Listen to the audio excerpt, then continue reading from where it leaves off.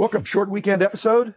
Got a couple of boxes in the mail from Panini as a sponsor, just to review. And I want to share what I got. And I'm doing this as an audio podcast, so I've got to do it differently than those who can show the beautiful artwork and cards. But I'm doing it as a Dueling Boxes episode, where I opened up one box and then I opened up another box, and I tried to decide, or I don't know that I'm recommending, but I'm trying to see which would I rather have given the same amount of money, which is the same decisions that people have to make. Actually, they're not the same price. I actually have two boxes of the Diamond Kings from this year, baseball, and one box of Optic. They're all hobby. But if you add up the valuations, the Diamond Kings boxes probably are about the same, probably roughly $150 if you go on the David Adams or any place where you want to buy boxes, and then probably $150 for the Optic. So what am I going to spend $150 on? I started out, Diamond Kings took an early lead. The 96 cards per box, eight cards in a pack, 12 packs in a box. Everything was as advertised. So lots of complexity. You know, obviously y'all know from my many other episodes, I love the intermingling of retired and Hall of Famers with the current stars as well as the up and comers. So lots of different nostalgic inserts. You're not promised any certain configuration of the inserts other than the expectation in the hobby box was supposed to be one autograph, one memorabilia card, 12 inserts, and 3 framed parallels. I think I actually did a little bit better than that, but that means 75% of the cards are, 75% of the cards are base and 25% are these other special cards. I prefer serial numbered over, color distinction. So it's just easier for me to remember if I can see the numbers I can see. So I don't really know. They no longer put pack odds, it seems like I'd love to be able to know that one of these inserts is one per pack or one per 4 packs and one per 3 packs, something like that. So the relative scarcity, but that all plays out. And frankly, when you have somebody doing a case break, you wind up seeing how it breaks. I'm here to say I got 2 Diamond Kings of Roberto Clemente, so I'm happy.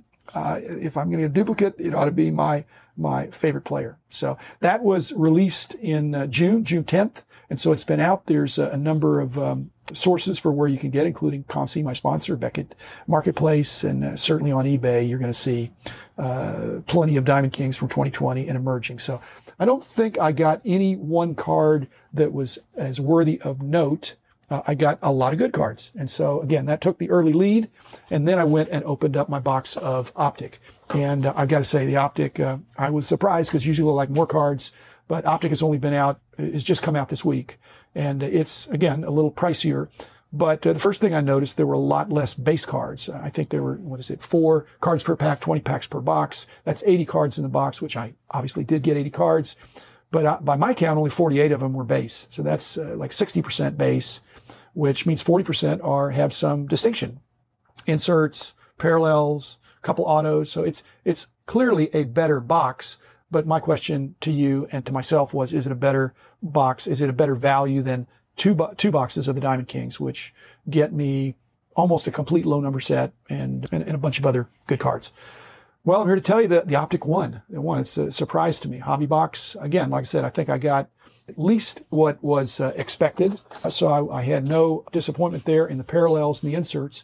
And so what you find out is that in a situation, especially when it's a little bit more expensive box than the Diamond Kings, the question isn't, did you get what you expected? Is that in the expectations of the boxes, and this is the hit and miss part, did I get of the special cards that that are higher demand or higher valued? And bingo, I did actually. It happened every time. And I know this wasn't, again, the Diamond King boxes were fine and they were pretty ordinary. There was good stuff in there, but not great stuff. Not complaining. But Optic, what do you know? I picked up a Joe Adele autograph card. And he's an up-and-comer. I'm actually going to put him on my wall of fame because I'm trying to get sprinkle in some young players. I think he's touted. He's probably a year away. In fact, I just found out he's not going to be playing in these 60 games. So he's got to work on his defense and polish, but they love his bat. So anyway, in anticipation, I'm going to send him off to BGS and put him on my wall in between Quincy Acey, the basketball player from Baylor, because I've got a lot of Baylor guys, and Andre Agassi, the tennis player. Yes, I also collect tennis. So that's where Joe Adele will go on my wall when I get him back from BGS. And just to finish off on a high note, I got a couple, again, you're going to get You're going to get inserts, and you're going to get the Prism parallels. But some of those Prism parallels are going to be numbered, not there's like a base Prism parallel.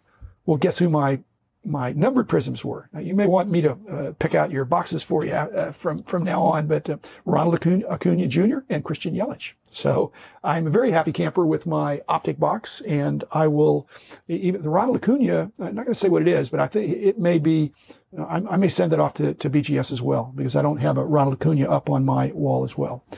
And I think I do have a Christian Yelich, but at any rate, that was fun. Thanks, Panini. Thanks, sponsors. Thanks, listeners. Enjoy the hobby. We had so many months of no boxes. Now to pick up a couple boxes, a lot of fun, and encourage you to continue to enjoy the hobby and enjoy the sports as they come back on.